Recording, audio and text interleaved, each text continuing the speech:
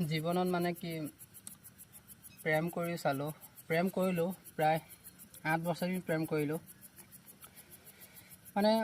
প্ৰেম কৰিলোঁ কাৰোবাক বহুত ভালো পালোঁ, কিন্তু মজা নাপালোঁ। কিন্তু এই সন্ধিয়া যেতিয়া হয় ন, এইটো দেখিছে নহয়, ইয়াৰ এক গ্লাছ বা এক পেক যেতিয়া মুখত পৰে জীৱনৰ সমস্ত সুখখিনি পোৱা যেন অনুভৱ হয়।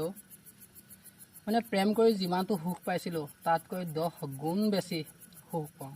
এতিয়া বৰ্তমান 8 বছৰ ভাল পোৱাৰ পিছতো প্ৰেমিকে এৰি থৈ এতিয়া আনৰ হৈ গ'ল, কিন্তু এতিয়াও এই গিলাচেই মোৰ লগৰ হিচাপে আছে। এতিয়া এই গ্লাছটো নহ'লে ৰাতিটো নাযায় নোপোৱাই যেন অনুভৱ হয়।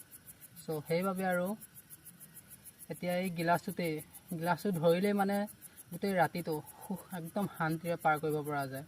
কিন্তু সেইবুলিয়ে মদাহী নহয় মই।